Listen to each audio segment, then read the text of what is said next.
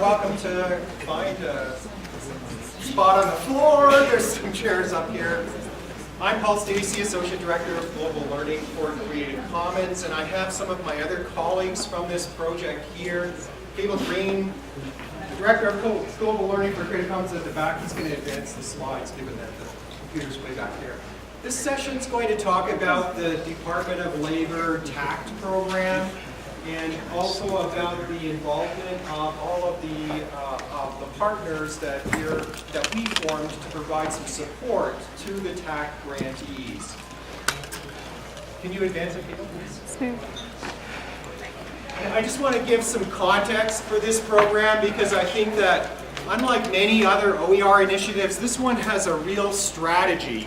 And it's its strategy, I think, that is one of the most compelling aspects of this program. Maybe before I get started, are any of you part of the TAACCCT program? Just a couple. Sort of. Okay. So here's the context in which this program got started. Of course, as we enter into a global economy, there's a whole set of positives associated with it. Lower prices, higher efficiency, more jobs, quality goods. A lot of that, though, is based on foreign trade, offshore outsourcing, imports, and that process generates some negatives. So you've had some displaced workers, some unemployment, lower wages, people who have previously done work that is of a low or obsolescent skill level are being displaced, and that creates some personal and family hardship. And it's because of that the Department of Labor recognized that some economic adjustments were required and started this program. Cable? Paul, do you have a mic? It's a little bit quiet back here. I don't have a mic, sorry. Okay. So here's the actual economic adjustment grant program. This is a very large program. $2 billion of funding is being provided over a 4-year period. It started in 2011. We've just finished the 3rd round of grants to colleges.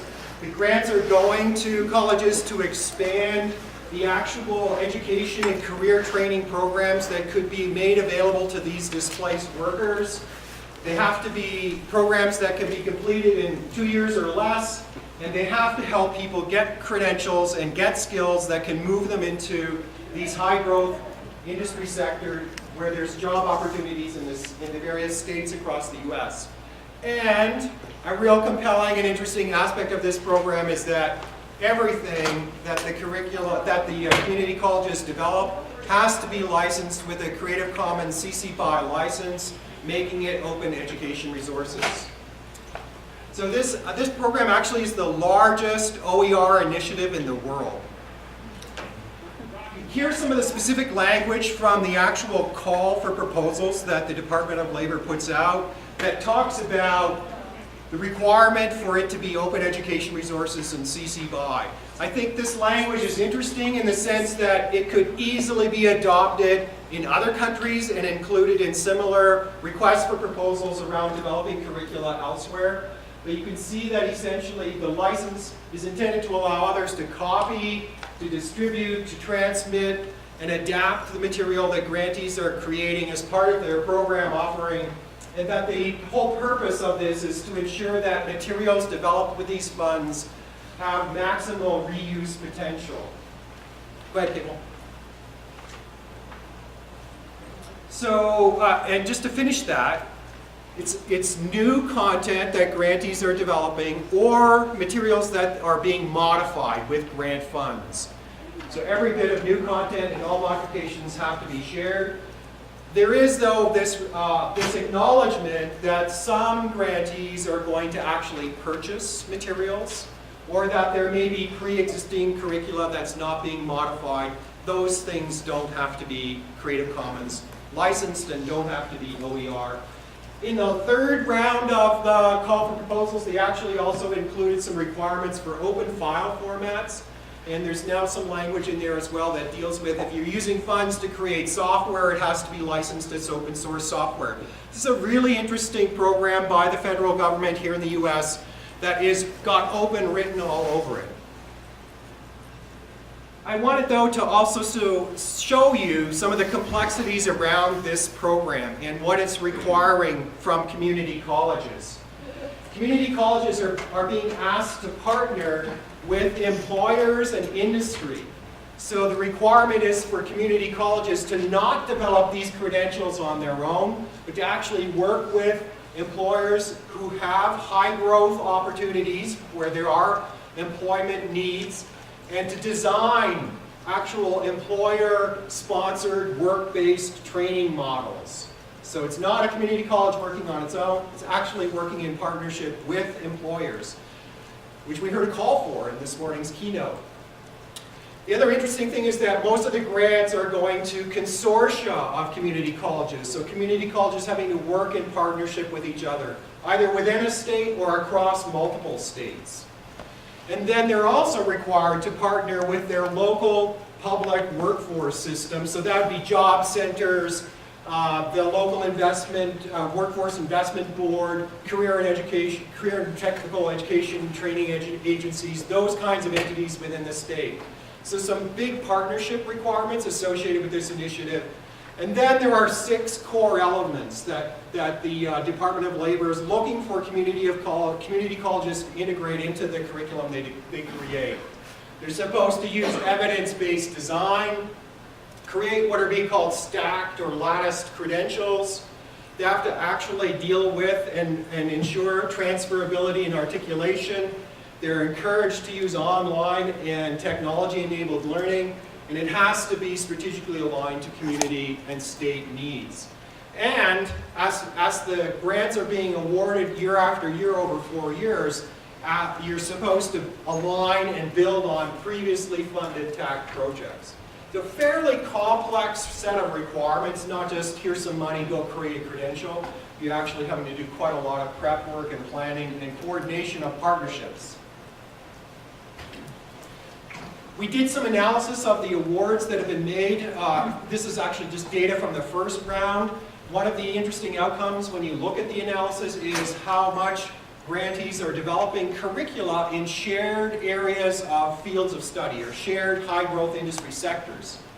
So you can see about 68% of grantees are developing curricula in basic education or what we would call bridging kinds of needs around communications, math, working in teams, that kind of stuff. But then here are the other main areas where there's some commonality between grantees.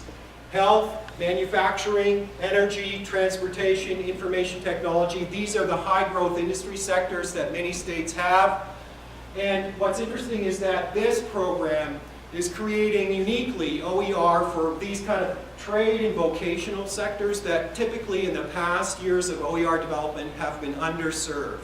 When you actually search for existing OER, let's say in manufacturing, you don't actually turn up very much. But there's going to be a ton of OER coming out of this program related to manufacturing and these other sectors that will be potentially of great interest not only to you and to others around the world. And I would say that as we, well maybe go ahead people, because I'm talking about what we're doing.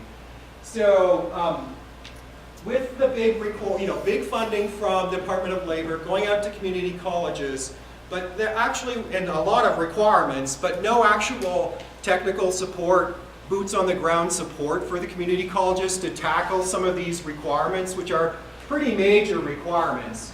So Creative Commons, the Washington State Board for Community and Technical Colleges, Carnegie Mellon University, Stanford University, and CAST, the Center for Applied Special Technologies, have all formed a partnership and with the generosity of the Gates Foundation received some funding to support all the TAACCCT grantees. And these are the areas that we're supporting grantees in.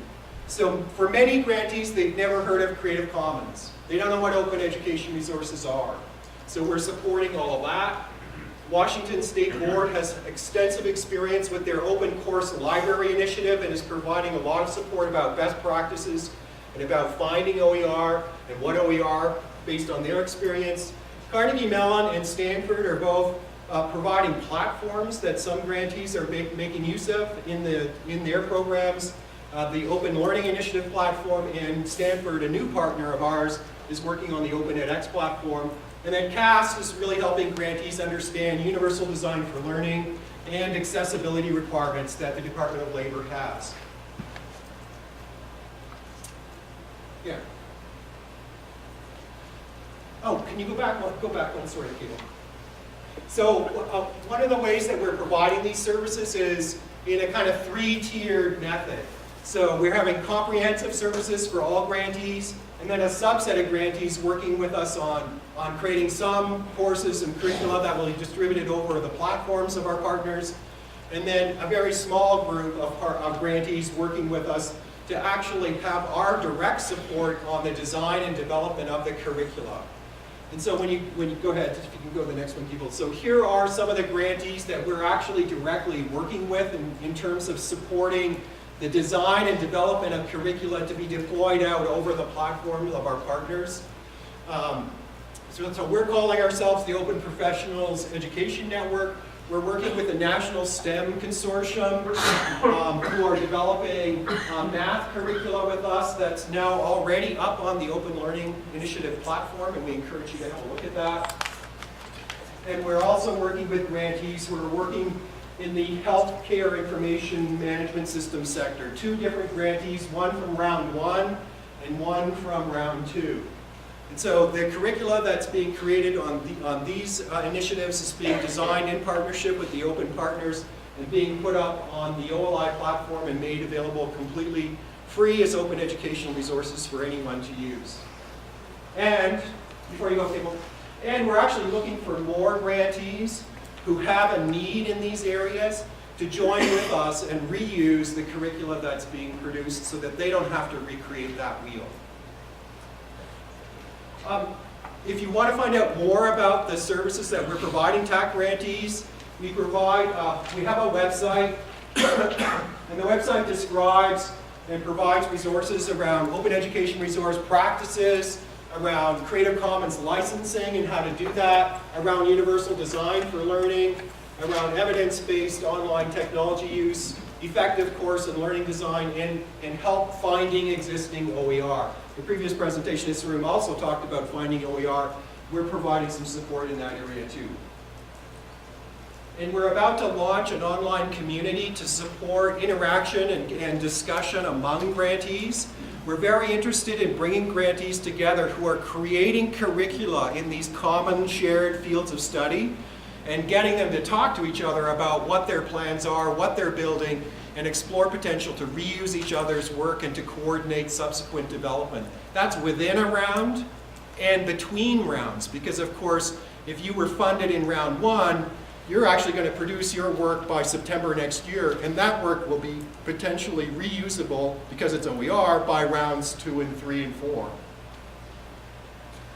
So the whole push of this then between the Department of Labor and the open partners has been to take what were negatives associated with this global economy and turn them into positives, to create employed workers in higher skills, higher wage jobs, and thriving growth industries across the states. And an output of that, in addition to these good things, is a whole mess of global OER that will be available to others to reuse around the world, which we think is a wonderful additional bonus. So there's a bunch of my colleagues here with me today, and we thought we would actually leave time for, I know it's packed, these sessions are really short, but please, Cable's here, Norman's here, Mark Jenkins is here, and we're happy to talk to you more about the TAACCCT program, but I wanted to give the big picture scope of it and talk about the specific services that we're providing. So questions? Yes, Mary. As you know, I have a need for these materials and the project I'm working on. Where will they all be housed in a repository somewhere? Will they be in disparate places? I can answer. Yeah, this is an ongoing topic. We've had lots of conversations about DOL on this, and Cable was just in Washington, D.C. last week speaking about this directly, so I'll let you answer that. So the answer is there is no answer yet, but where we are with the Department of Labor is to strongly suggest to them that they need to recommend a repository as soon as possible, because the round 1 grantees are ready to start posting their content. You all want access to know where it is so you can reuse it because it's all CC BY licensed. And we are very interested in and continue to work in getting grantees in like disciplines, all the manufacturing folks, to start working together so they can reuse work and collaborate as they're building. All that's very difficult if there's not a single place where all this stuff is. So where we are is Paul and I have been helping labor come up with a set of criteria that works well for what an open repository should look like. Labor is refining that criteria right now. They will invite in folks like OER Commons and Connections and others to essentially display their wares and demo what they've got. And then the idea is that labor would make a recommendation to its grantees. Creative Commons and others would then provide professional development to the community college to say, here's where you can put your stuff, we'll help you do it, we'll train you how to do it, and then we will obviously advertise it around the globe so you all know where it is. But that's where that conversation is right now. Yeah, hi Paul. So do you have an idea of when some of this will be taking place for those of us who are helping? For example, I'm trying to help the C6 consortium, which has a TAACCCT grant. And they're really working really hard, but they develop the stuff and don't really know what to do with it once it's there. So yeah, let me speak to that, because in the absence of a destination repository from the Department of Labor, what we've been encouraging grantees to do, and I think this is something all of you developing OER need to think about, is to manage that OER yourself off your own website in a professional way that would sustain itself over time, and continue to invest yourself in those resources and in sharing them with others and finding out from others who's interested in them. Because if the Department of Labor went with, let's say, OER Commons, that is actually a referatory, not a repository, so the resources don't actually sit in there. They would be sitting somewhere else out on the web and simply being pointed to by OER Commons. So it could very well be that if you put these resources up on your own website currently and manage them with either a technology or a process or both, then you're kind of 90% of the way there. That's where they are, but Quick correction, they're a repository too. Thanks. Yeah, Una? I think in talking with TAC grantees, I've heard that they're looking for a repository. They would prefer to have a global one and not have to establish that and maintain it themselves. Yep. Other questions? Please, at the back. People, you mentioned that the Department of Labor is in the process of making that decision. Where will that information be provided once they do? Well, Labor will certainly put out a memo to all of the TAC grantees, letting them know. But they will host webinars, we will host webinars. The word will go out to the TAC grantees immediately once that, whatever the decision is made. And then you can be sure that Creative Commons will put the word out onto the global OER lists as well. So you'll see it through multiple channels. And I should mention that on the openforus.org website, we have a whole page called Find OER.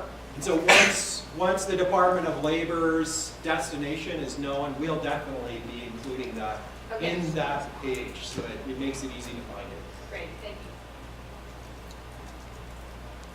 While you're thinking up your next question, Paul talked about the open policy aspect of this earlier, that labor is required a CC BY license on the public funds that they gave out. So one of the things you might think about at your institutions is, are you requiring open licensing on monies that your institution gives out in discretionary grants? And if you're not, do you think that your institution should do that? And if you want to, call us, we can help you do so.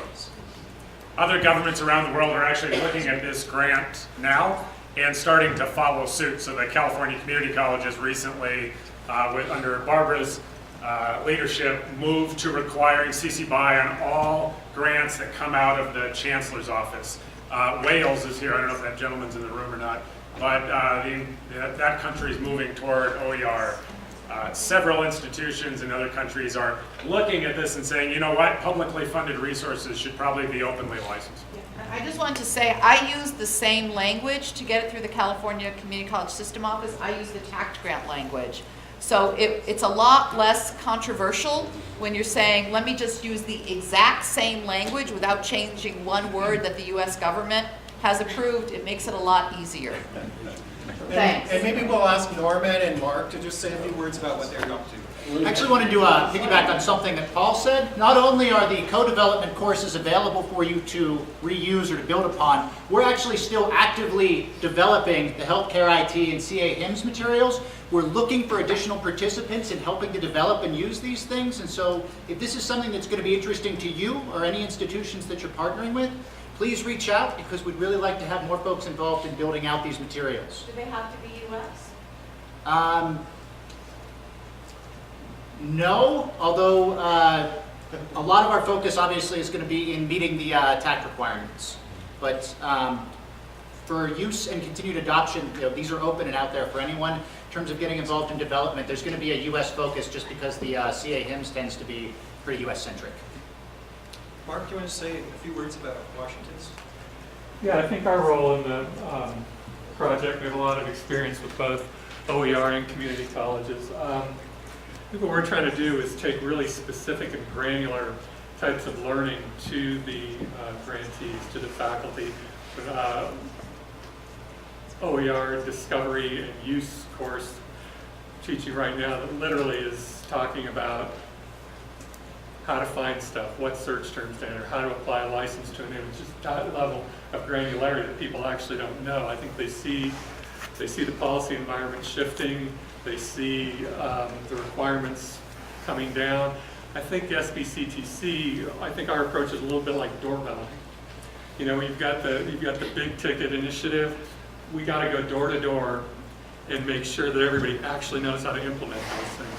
We've been doing that a little bit with the course level OER. I think the next phase in our participation is to go to middle management policy and to say, go to people in their domains, vice provosts, associate vice provosts, people who have been told to implement these things in their institutional cultures and say, oh, this is how you do that. These are some mechanisms. Oh, it looks like something else you've done before, and apply things that make people comfortable pursuing institutional policy in ways that are going to feel, I think, safer to them ultimately and help the spread of this. All right, we're going to have to encourage you to connect with our presenters to follow up. Thank them for their great presentation they brought to us today.